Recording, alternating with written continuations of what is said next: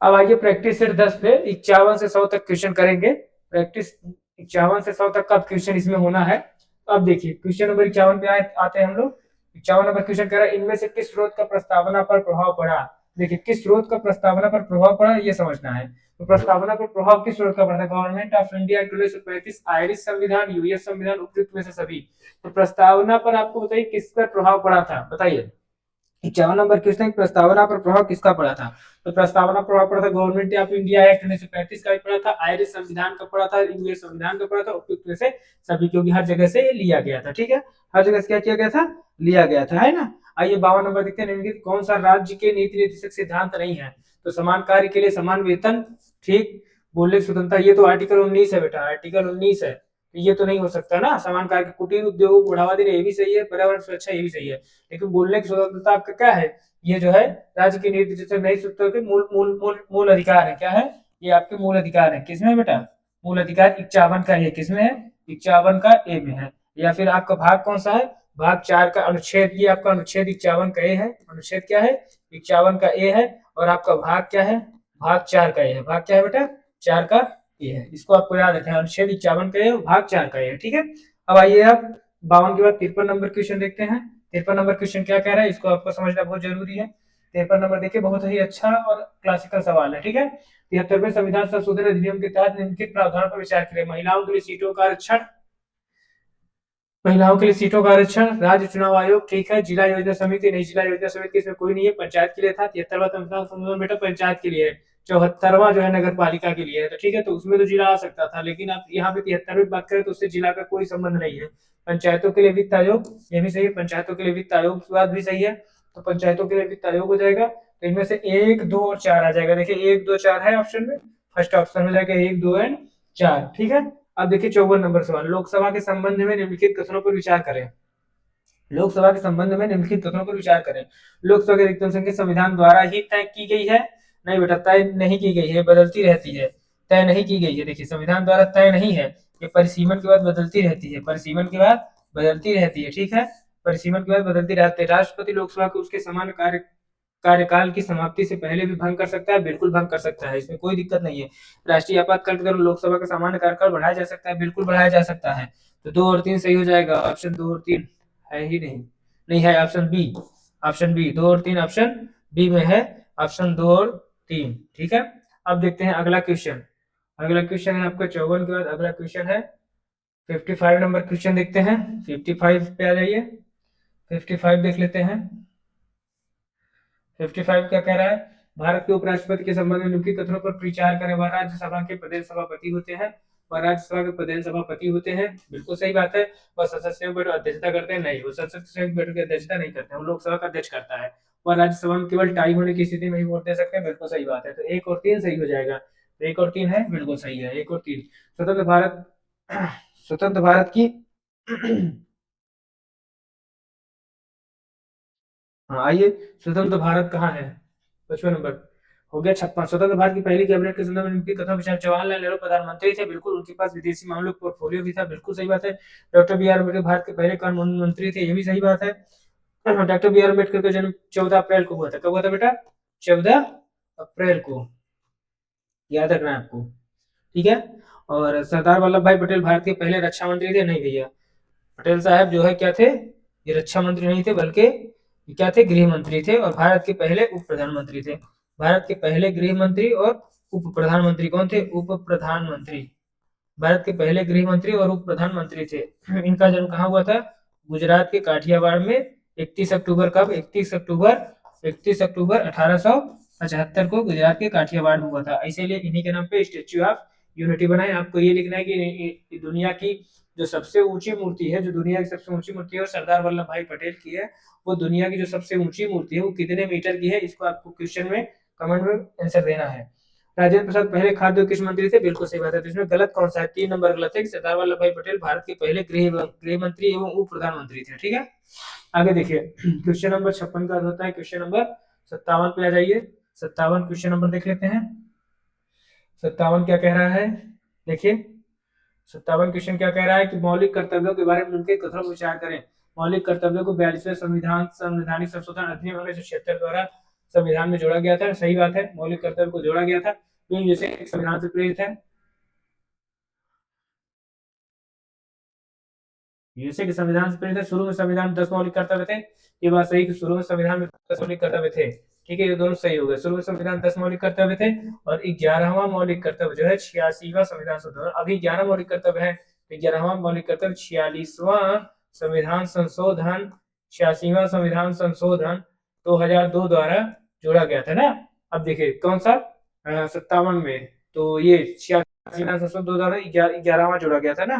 तो अब आपको ये ध्यान रखना है कि 11वां मौलिक कर्तव्य 600 संविधान संशोधन 2002 द्वारा जोड़ा गया था। ठीक है, अब इसमें जो है आपको बताना है क्या है कि इसमें सही कौन सा है। तो ये यूएसए के संविधान से प्रेरित है, तो ये मौलिक कर्तव्य नहीं, ये मौलिक अधिकार यूएसए के संविधान से प्रेरित है, तो ये आपको गलत हो जाएगा।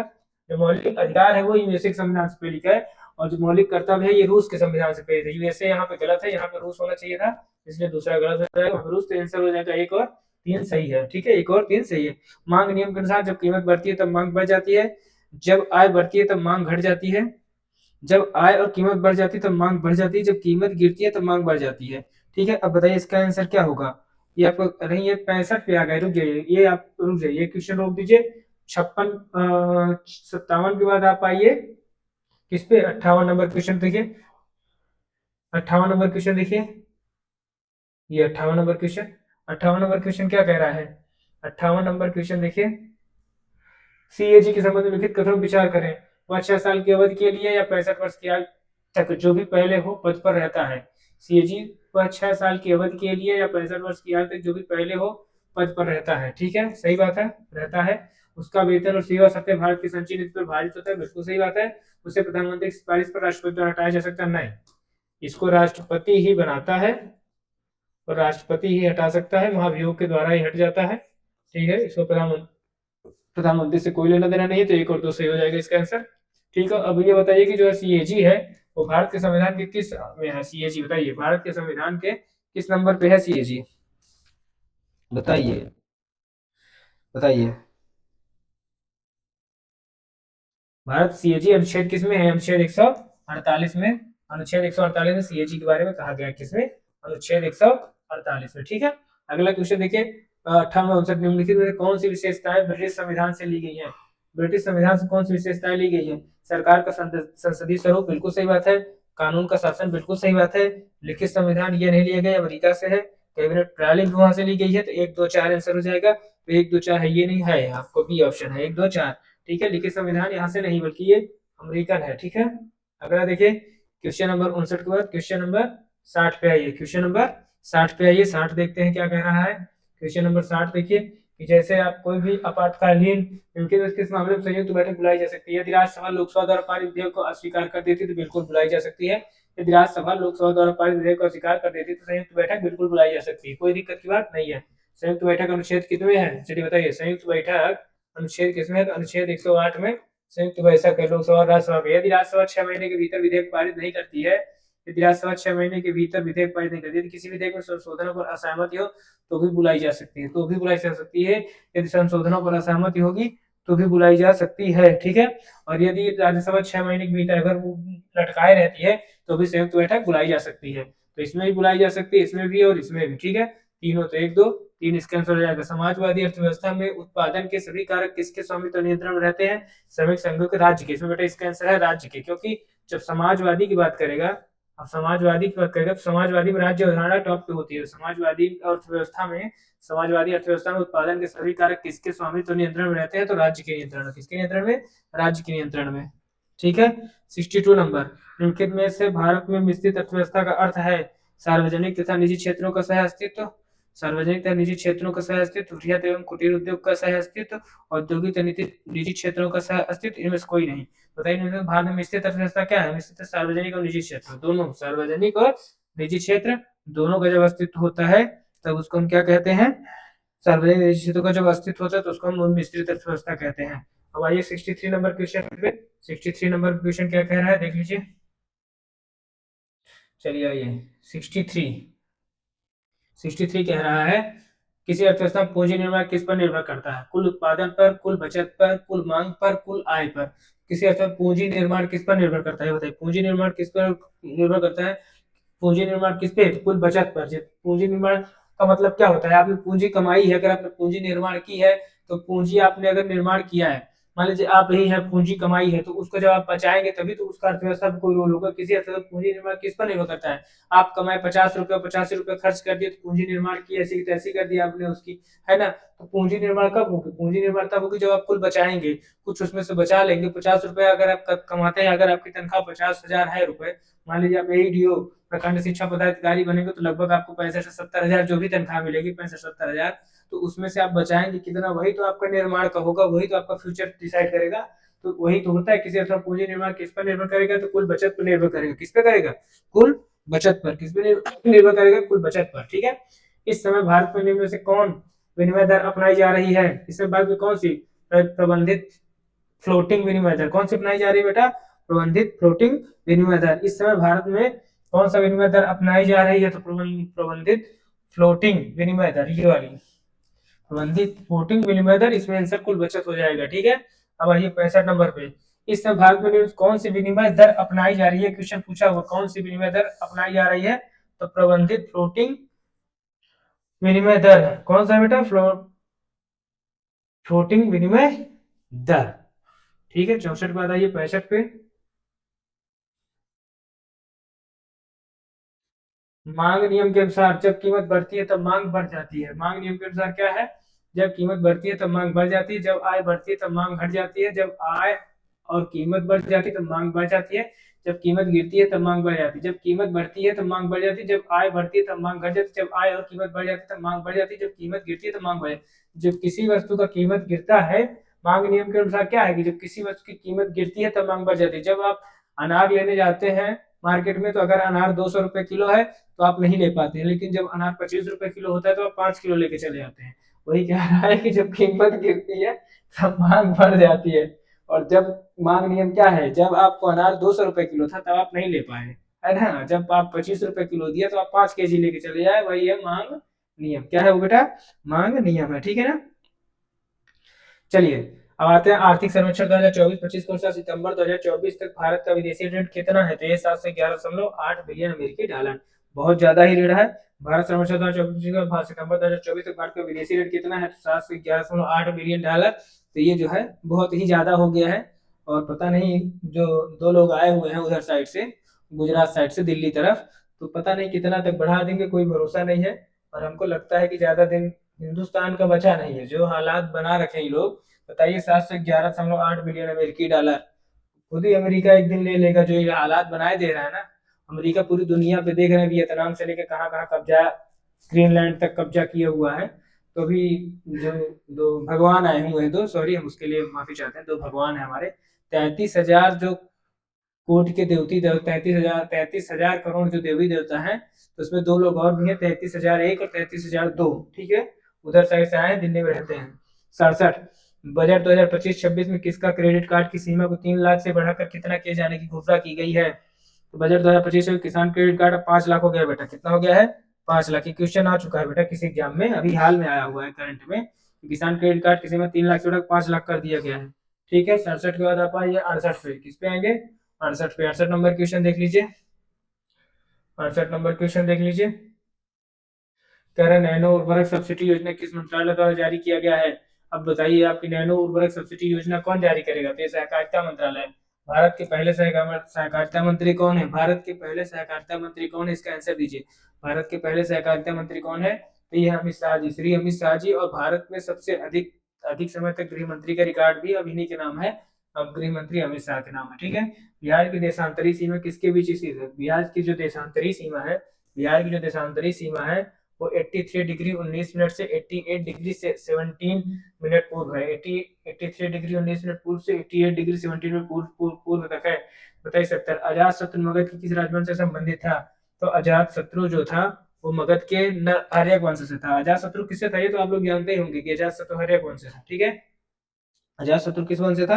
हर्यक वंश से था। हर्यक वंश है। ठीक है। हर्यक वंश से। चलिए आगे देखिए। जैन धर्म के 3 रत्नों में शामिल है सम्यक दर्शन, सम्यक ज्ञान, सम्यक आचरण, सम्यक तपस। नहीं है बेटा, ये गलत हो गया। ठीक है। सिंपल क्वेश्चन है, इसको बताने का कोई औचित्य भी नहीं था। पर देख लीजिए अब आ गया है प्रैक्टिस पेपर में, तो क्योंकि वहां तो 10 तो सरल क्वेश्चन भी रहेंगे, 25 तो टफ क्वेश्चन रहेंगे। वही टफ वाला आपका जीवन डिसाइड करेगा। किस पाल शासक ने उत्तर प्रदेश स्वामी उत्तरी क्षेत्र का स्वामी की उपाधि धारण की थी? तो किसने स्वामी की ये स्वामी किया था? धर्मपाल ने। किसने स्वीकारा था? धर्मपाल ने। किस पाल शासक ने उत्तर पद स्वामी उत्तरी क्षेत्र का स्वामी की उपाधि धारण की? धर्मपाल। किसने किया था बेटा? धर्मपाल ने। ठीक है, आगे देखिए, भारत छोड़ो आंदोलन 1942 के दौरान डॉक्टर राजेंद्र प्रसाद को किस जेल में रखा गया था? तो ये बांकीपुर जेल में रखा गया था बेटा। कहाँ रखा गया था? बांकीपुर जेल में। कहाँ रखा गया था? बांकीपुर जेल में। ठीक है, 8 अगस्त 1942 को कांग्रेस राष्ट्रीय भारत छोड़ो शुरू किया था। गांधी जी ने करो या मरो का भी नारा दिया था। ठीक है,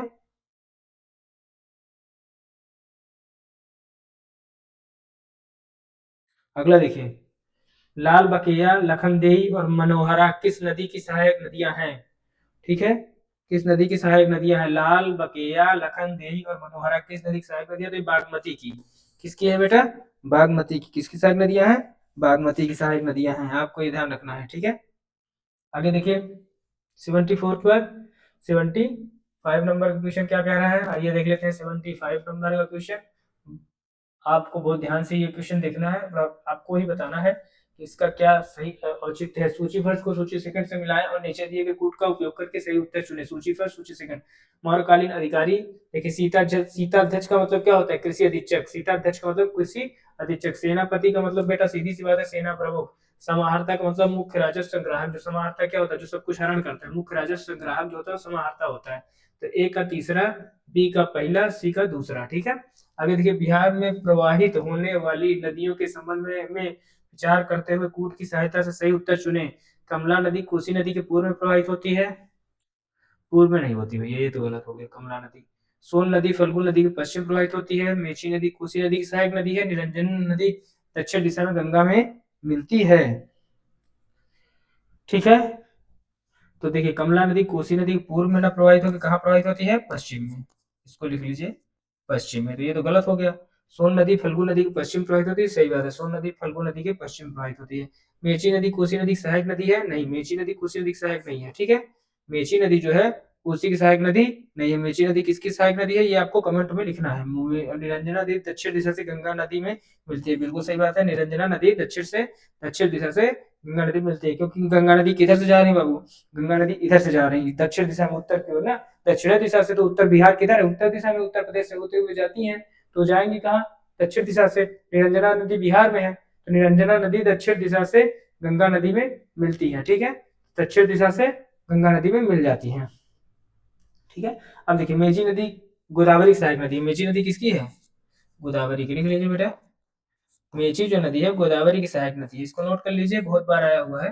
तो मेची नदी किसकी सहायक नदी है? गोदावरी, महानंदा की। सॉरी, मेची नदी जो है किसकी सहायक नदी है? तो महानंदा की सहायक नदी है, गोदावरी नहीं बेटा, इसको थोड़ा ध्यान दीजिए। महानंदा की है, यहाँ पे मिस हो गया, सॉरी। महानंदा बेटा, महानंदा लिख लीजिए इसको। महानंदा। मेची नदी किसकी सहायक नदी है? महानंदा की सहायक नदी है। ठीक है, जल्दबाजी में कभी कभी हो जाता है। महानंदा की। ठीक है, मेची नदी किसकी सहायक नदी है? महानंदा की। अब आप देखिए क्वेश्चन नंबर कौन सा आएगा आपका। अब आप देखिए ना, क्वेश्चन नंबर कौन सा आया है, आइए।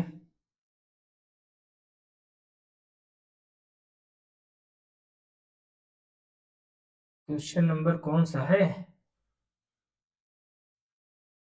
ये? क्षेत्र का 77 बेटा। कौन सा है? 77।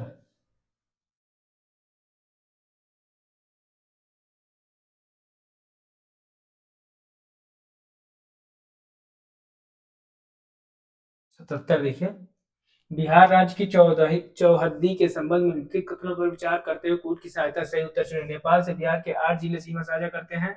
उत्तर प्रदेश से बिहार के 8 जिले सीमा साझा करते हैं। झारखंड से बिहार के 8 जिले सीमा साझा करते हैं। बंगाल से बिहार के 3 जिले बेटा। यहाँ पे कितने हैं? 3 जिले। क्वेश्चन 77 में देखिए, 77 को बताइए। ठीक है, नेपाल से बिहार के कितने जिले थे? 7 जिले बेटा। नेपाल से बिहार कितने जिले हैं? 7। बंगाल से बिहार किसको? ये क्वेश्चन से पीछे हम आपको बता चुके हैं, प्रैक्टिस सेट पर पीछे जस्ट इसको हम क्वेश्चन को बता चुके हैं। इसका आंसर 2 और 3 सही है, तो 2 और 3 लगाइए, 2 और 3। ठीक है ना।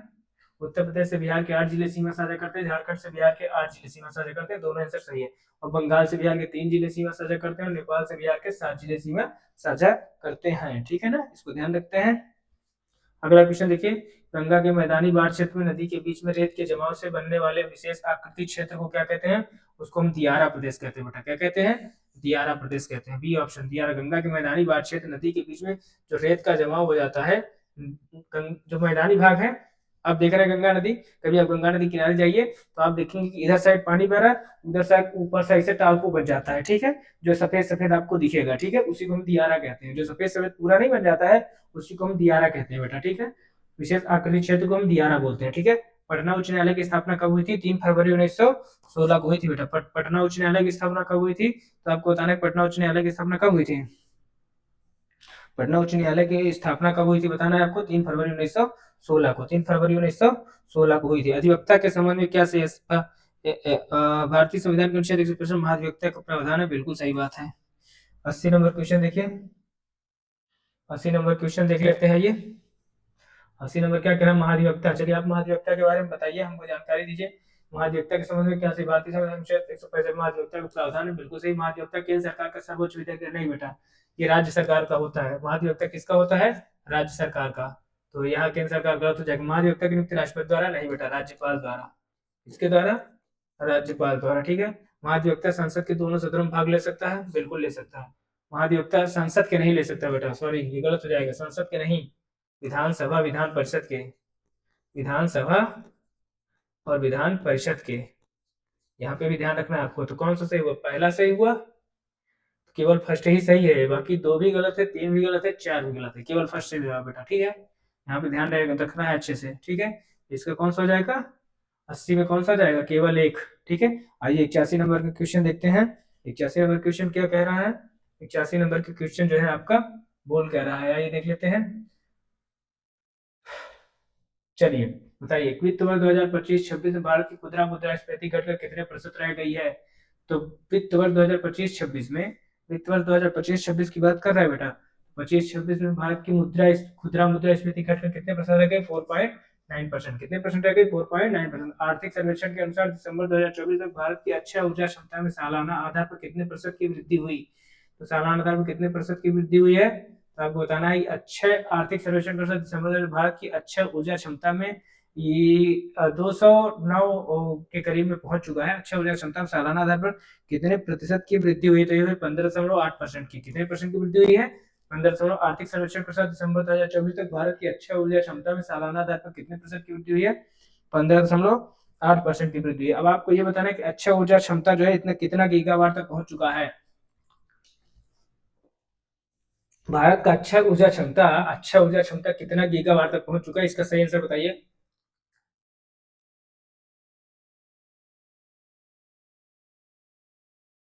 इस समय बेटा 209। कितना? 209 अक्षय ऊर्जा क्षमता भारत में गीगावाट इतना पहुंच चुका है, 209 गीगावाट तक। इसको नोट कर लीजिएगा। बिहार सरकार ने निम्न किसे बहिष्कार का आइकन फेस नियुक्त किया है जिसका उद्देश्य राज्य के जागरूकता अभियानों को बढ़ावा देना है? तो ये नीतू चंद्रा नियुक्त हुई बेटा। कौन नियुक्त हुआ है? नीतू चंद्रा। 2 लोग नियुक्त हुए थे, एक थी नीतू चंद्रा और एक है जो है अभिनेता क्रांति प्रकाश। एक है बेटा अभिनेता क्रांति प्रकाश, 2 लोग नियुक्त हुए थे। क्रांति प्रकाश। हम भी बीएलओ की ड्यूटी करते थे, चुनाव में हमारी भी ड्यूटी लगी थी कि राज्य सरकार के चुनाव में हम भी, चूंकि हम भी ड्यूटी पे थे, तो हम जब बीएलओ थे तो तभी इनकी नियुक्ति हुई थी, क्रांति प्रकाश की और नीतू चंद्रा के, ठीक है। हम प्रिसाइडिंग ऑफिसर में थे बेटा, हमारी ड्यूटी प्रिसाइडिंग ऑफिसर में थी, जो है हम ड्यूटी पे थे। तो इसको आपको समझना है कि बिहार सरकार ने उनमें से किसे बिहार का आइकन फेस नियुक्त किया जिसका उद्देश्य राज्य के जागरूकता अभियानों को बढ़ावा देना है? तो क्रांति प्रकाश और नीतू चंद्रा 2 लोग थे, ठीक है। तो अब हम, आप ये बात को ध्यान रखें, मैं आपसे कई बार कह चुका हूँ कि हम आपको इसलिए बीपीएससी या इसके बारे में इससे अच्छा हम बता पाएंगे क्योंकि हम उस जगह से होके गए हैं। तो आपको ये हम कई बार कह चुके हैं कि जो ये क्वेश्चन पूछ रहा है, जिस तरह इसका लेवल है, आप हमारे चैनल को सब्सक्राइब जरूर कर लीजिए। सब्सक्राइब करेंगे तो हम जैसे ही वीडियो डालेंगे वो आप तक पहुंचेगा और आप उसको अच्छे से देख पाएंगे, ठीक है। 83 के बाद आइए आप 84 नंबर, क्वेश्चन नंबर 84, ठीक है। 84 नंबर क्या कह रहा है, इसको देख लीजिए। अक्टूबर 2025 को आम जनता के लिए पटना मेट्रो की शुरुआत हुई। इस मेट्रो का औपचारिक उद्घाटन मुख्यमंत्री नीतीश कुमार ने किस तिथि को किया था? बताइए, ये किस तिथि को जो है किया गया था? तो ये 6 अक्टूबर 2025 को किया गया था और 7 अक्टूबर को ये खोल दिया गया था। 7 अक्टूबर 2025 से लोगों का आवागमन चालू हो गया था, ठीक है ना। ठीक है, बहुत बढ़िया। बिहार सरकार ने हाल ही में 3 नए डेयरी प्लांट की स्थापना की घोषणा की है, जिसका प्रतिदिन दूध प्रोसेसिंग क्षमता 5 लाख लीटर होगा। ये प्लांट किन किन स्थानों पर स्थापित किए जाएंगे? तो गया, दरभंगा और गोपालगंज में। कहाँ कहाँ स्थापित किए जाएंगे बेटा? गया, दरभंगा और गोपालगंज में। गया, दरभंगा और गोपालगंज में। दक्कन संस्कृति को प्रतिबिंबित करने वाला 5 दिवसीय दक्कन महोत्सव। कौन सा बेटा? 5 दिवसीय दक्कन महोत्सव कहाँ पे हुआ है? तो देखिए, आप दक्कन से आप अंदाजा लगाएंगे कि महाराष्ट्र में हुआ है, बट ऐसा नहीं है। दक्कन कहाँ है? महाराष्ट्र का हिस्सा है, लेकिन ऐसा नहीं, ये हुआ है आंध्र प्रदेश में। कहाँ हुआ बेटा? दक्कन महोत्सव कहाँ हुआ है? आंध्र प्रदेश में। दक्कन महोत्सव कहाँ हुआ है? आंध्र प्रदेश में। ठीक है। अब देखिए 86 के बाद आइए अब 87 नंबर क्वेश्चन। 87 नंबर क्वेश्चन क्या कह रहा है उसको देख लेते हैं। ठीक है। 87 नंबर, निम्न से किस देश ने हाल ही में विश्व का सबसे बड़ा अनाज भंडार अभियान शुरू किया है? तो भारत ने शुरू किया। किसने शुरू किया बेटा? अनाज भंडार अभियान किसने शुरू किया है? बताइए, भारत ने। किसने शुरू किया है? भारत ने। हाल ही में कहां पर राष्ट्रीय आयुष मिशन और क्षमता निर्माण शिखर सम्मेलन 2025 का आयोजन किया गया? तो कहाँ पे किया गया? नई दिल्ली में किया गया। कहाँ पे किया गया? नई दिल्ली में किया गया है। ठीक है। आइए 88 के बाद 89। 89 देख लेते हैं। 89 नंबर के क्वेश्चन कहाँ है? यहाँ पे है। अंतरराष्ट्रीय साक्षरता दिवस। अंतरराष्ट्रीय साक्षरता दिवस के अवसर पर निम्न में से किस राज्य के मुख्यमंत्री ने 99.3% साक्षरता दर के साथ अपने राज्य को पूर्ण साक्षर राज्य घोषित किया?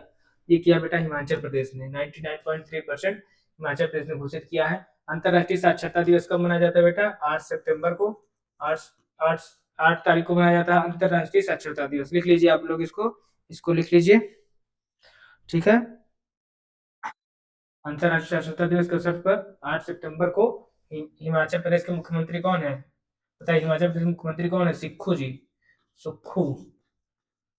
इनका नाम सुखविंदर सिंह सुक्खू है। क्या नाम है इनका? नाम सुखविंदर सिंह सुक्खू। हाल ही में किस राज्य सरकार ने एम एस स्वामीनाथन की जयंती को सतत कृषि दिवस के रूप में मनाने की घोषणा की है? हाल ही में किस राज्य सरकार ने एम एस स्वामीनाथन की जयंती को सतत कृषि दिवस ये शुरू किया गया 7 तारीख को? 7 अगस्त को इनका जन्मदिन होता है। ठीक है। 7 अगस्त को ये किया है महाराष्ट्र ने। किसने किया बेटा? महाराष्ट्र ने। 7 अगस्त को इनको जो है भारत का पद्म श्री, देखिए एम एस स्वामीनाथन को भारत के 4 अवार्ड मिले हैं। पद्म श्री भी मिला हुआ है, पद्म भूषण भी मिला हुआ है, विभूषण भी मिला हुआ है और भारत रत्न भी मिला हुआ है। सारे अवार्ड याद रखिए इसको आप। पद्म श्री, पद्म भूषण, पद्म विभूषण और भारत रत्न। इसका आंसर बेटा महाराष्ट्र हो जाएगा। 91 क्वेश्चन देखिए। डबल ओलंपिक चैंपियन लौरा डहलमियर का निम्न में से किस चोटी पर चढ़ाई करते हुए गिरने के कारण निधन हुआ? तो लैला पीक है बेटा। ये कौन सी चोटी है? लैला पीक। ये कहाँ है? आपको इसको कमेंट में देना है कि लैला पीक चोटी कहाँ पे है, किस देश में? तो ये बेटा पाकिस्तान में। कहाँ पे है? पाकिस्तान में। लिख लीजिए, लैला पीक जो चोटी है वो पाकिस्तान में है। कहाँ पे है? पाकिस्तान में। लैला पीक चोटी कहाँ पे है? पाकिस्तान में है। और ये भी आपको ध्यान रखना है, डबल ओलंपिक चैंपियन लौरा डहलमियर। लौरा डहलमियर ये कहाँ की है? ये रहने वाली कहाँ की है? ओलंपियन जो है ये कहाँ की है? जर्मनी की है बेटा। कहाँ की है? जर्मनी की। और लैला पीक जो चोटी है पाकिस्तान की, उस पर ये चढ़ाई कर रही थी। अरे पाकिस्तान का क्या ही, यहाँ पे जाता कौन है? ये गई थी बेचारी, बताइए क्या बताई होगी दुनिया को कि हम पाकिस्तान में गए थे, मारे गए? पता नहीं। लैला पीक नाम ही चोटी कैसा है? लैला पीक। बताइए, लैला पीक कोई चोटी है? कम से कम नाम तो सही रखो यार। लैला पीक पाकिस्तान में, वो भी।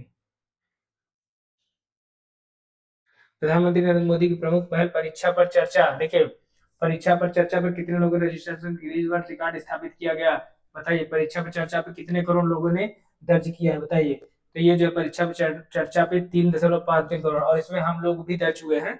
हम लोग भी इसमें भाग लिए। गवर्नमेंट कर्मचारी जितने भी थे उनको भी इसमें रजिस्ट्रेशन कराया गया था। तो प्रधानमंत्री नरेंद्र मोदी की प्रमुख पहल परीक्षा पर चर्चा पीपीसी पे कितने लोगों के रजिस्ट्रेशन के साथ गिनीज वर्ल्ड रिकॉर्ड स्थापित किया गया? तो ये जो है 3.53 करोड़। कितना है बेटा?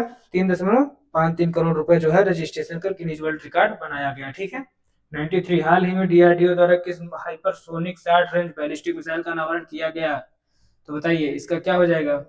BM-04। क्या हो जाएगा इसका आंसर? BM-04। हाल ही में डीआरडीओ द्वारा किस हाइपरसोनिक 60 रेंज बैलिस्टिक मिसाइल का अनावरण किया गया? तो इसका नाम BM-04 नाम है बेटा। 94 नंबर क्वेश्चन देख लीजिए। 94 नंबर क्वेश्चन क्या कह रहा है? 94 देखिए। 94 नंबर का क्वेश्चन क्या कह रहा है ये देखते हैं। 94 में कह रहा है कि निम्न में से किस राज्य ने स्वयं का उपग्रह लॉन्च किया है, ऐसा करने वाला भारत का पहला राज्य होगा। जो स्वयं का उपग्रह वो असम ने किया है। असम के मुख्यमंत्री कौन है आप बताएंगे। ये ऐसा करने वाला असम राज्य, असम के मुख्यमंत्री हेमंता बिस्वा शर्मा। हेमंता बिस्वा शर्मा, ठीक है। हेमंता बिस्वा शर्मा असम के मुख्यमंत्री हैं। चलिए, निम्न में से किस राज्य सरकार ने सभी गर्भवती महिलाओं को रजिस्ट्रेशन अनिवार्य कर दिया है। चलिए बताइए। ये किया है हरियाणा ने। किसने किया बेटा। हरियाणा ने ऐसा किया है कि राज्य सरकार ने सभी गर्भवती महिलाओं को रजिस्ट्रेशन अनिवार्य कर दिया, क्योंकि हरियाणा में जो है महिला पुरुष का रेशियो बहुत कम होता जा रहा है। इसके कारण कि कम होने का जो है लोग बच्चियों को, लड़कियों को पेट में ही मार देते थे। सिर्फ वो लड़का चाह रहे थे, लड़की नहीं चाह रहे थे, ठीक है। इसके कारण ऐसा कर रहे थे, बशर्ते ऐसा नहीं है। साउथ के राज्य जितना ज्यादा हो, साउथ के स्टेटों में इतना हालत खराब है, वहाँ पे महिलाएं इतनी ज्यादा होती जा रही है कि पुरुष की संख्या कम पड़ रही है, ठीक है। तो इसको भी ध्यान में रखना है कि केरला वगैरह में लगभग 1100 के करीब रेशियो पहुंच चुका है। 1088 महिला पे 1000 पुरुष हो चुके हैं। तो मामला वहां पे थोड़ा सा डाउन होता है। महिला 1088 हो गई, पुरुष 1000 है। तो इसलिए जो है रेशियो समान रहना बहुत जरूरी है, नहीं तो फिर समाज के लिए थोड़ा सा तो दिक्कत की बात है। ज्यादा नहीं, लेकिन थोड़ा सा दिक्कत की बात है, ठीक है। आइए पहले देख लेते हैं। असम के मुख्यमंत्री हेमंता बिस्वा शर्मा, देखिए ये चीज आ गया, पीछे बताए थे। इनमें से किस जिले की असम की दूसरी राजधानी विकसित करने को थे। डिब्रूगढ़। किसको बेटा। डिब्रूगढ़ को असम की दूसरी राजधानी। डिब्रूगढ़ को क्या किया है, असम की दूसरी राजधानी बनाने की घोषणा की है, ठीक है, असम को। और 2027 से यहाँ पे मीटिंग भी स्टार्ट हो जाएगी। कब हो जाएगी, 2027 से यहाँ पे मीटिंग स्टार्ट हो जाएगी, ठीक है। 96 के बाद आइए 97 नंबर के क्वेश्चन पे। 97 नंबर का क्वेश्चन क्या कह रहा है, आइए देख लेते हैं। 97 नंबर का क्वेश्चन क्या कह रहा है, ये है 97 नंबर का शानदार क्वेश्चन। यही आपको 3 क्वेश्चन सही करने हैं। वर्ष 2025 में भौतिकी का नोबेल पुरस्कार निम्न में से किस खोज के लिए जॉन क्लार्के, माइकल एस डेवर्ट तथा मार्टिनीज, ठीक है, को प्रदान किया गया। इनको किया गया बेटा टनलिंग के लिए। तो माइक्रोस्कोपिक क्वांटम मैकेनिकल टनलिंग की खोज के लिए इनको ये अवार्ड दिया गया है। माइक्रोस्कोपिक क्वांटम मैकेनिक टनलिंग आप याद कर लीजिएगा। टनलिंग के लिए ही भौतिकी का नोबेल पुरस्कार दिया गया। किसके लिए भौतिकी का नोबेल पुरस्कार, टनलिंग के लिए। तो माइक्रोस्कोपिक क्वांटम मैकेनिकल टनलिंग की खोज के लिए दिया गया है। 25 सितंबर 2025 को शुरू हुए विश्व खाद्य भारत में फोकस देश के रूप में किस देश को चुना गया। तो ये बताइए किसको चुना गया, रूस को भी चुना गया, वियतनाम को भी चुना गया, जापान को भी चुना गया, ठीक है। तो इसका आंसर हो जाएगा उपयुक्त सभी। कौन सा हो जाएगा, उपयुक्त सभी। चलिए 99 क्वेश्चन। हाल ही में किस देश ने वैश्विक स्तर पर स्टेम विज्ञान, प्रौद्योगिकी, इंजीनियरिंग और गणित प्रतिभाओं को आकर्षित करने के लिए के वीजा की शुरुआत की, बताइए। के वीजा किसने शुरू किया है, बताइए। के वीजा किसने, हाल ही में किस देश ने वैश्विक स्तर पर स्टेम विज्ञान, प्रौद्योगिकी, इंजीनियरिंग और गणित प्रतिभाओं को आकर्षित करने के वीजा शुरू किया बेटा, चीन ने। जैसे पहले यही काम अमेरिका करता था। अमेरिका क्या करता था, दुनिया की सारी प्रतिभाओं को विशेष तौर से भारतीय सारी प्रतिभाएं कहाँ जाके शिफ्ट हो गई थी, अमेरिका।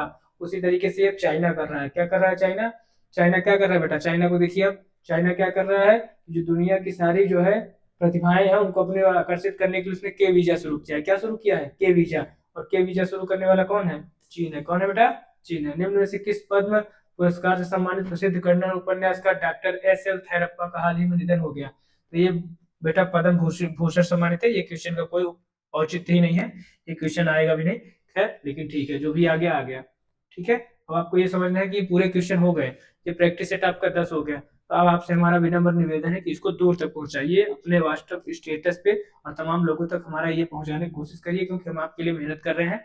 और आप लोगों से विनम्र निवेदन है कि चैनल को सब्सक्राइब और लाइक प्लीज कर दीजिएगा, ठीक है। थैंक यू, धन्यवाद, नमस्कार। आप लोग पेपर को जरूर सॉल्व करिएगा, पेपर एकदम अच्छे से सॉल्व करिएगा। उसके बाद हम आपको बताएंगे किस तरीके से कैसे कैसे क्वेश्चन, इसके बाद हम इसको विस्तृत रूप में भी, पहले तो आप इसको प्रैक्टिस सेट देख लीजिए, फिर जहां जहां टॉपिक फंसता है उसको आप कमेंट बॉक्स में लिखिएगा, हम उसको भी करा देंगे। पूरी तरीके से निश्चिंत रहना है, पूरे सिलेबस के हिसाब से। सिलेबस के बाहर कुछ मत पढ़िए, ना तो सिलेबस के बाहर कुछ आता है। आप लोग ज्यादातर इधर उधर की चीजें पढ़ लेते हैं। हमने देखा यूट्यूब पे इसी के सिलसिले में कितने गलत गलत तरीके से जो डाले गए हैं, जिसका कोई मतलब नहीं है। कुछ लोग वर्ल्ड हिस्ट्री पढ़ा रहे हैं तो वर्ल्ड जियोग्राफी पढ़ा रहे हैं, उसका यहाँ कोई लेना देना नहीं। क्वेश्चन भी नहीं आ रहे हैं, ठीक है, ना वो आया है ना वो आएगा, सिलेबस में ही नहीं है। लेकिन वो बस यूपीएससी एईडीओ के नाम पे कुछ भी बेच रहे हैं। तो इसलिए मैं आपको बता रहा हूँ कि मैं उस क्षेत्र का सिलेक्टेड हूँ, तो इसलिए मैं आपको इसमें ज्यादा अच्छे से बता सकता हूँ कि बीपीएससी किस तरीके से क्वेश्चन कहाँ कहाँ दे रहा है, ठीक है। इस बात को समझिएगा थोड़ा सा। ठीक है, नमस्कार। अच्छा लगा तो आप इसको थोड़ा सा आगे तक बढ़ाने की कोशिश करिएगा। Thank you.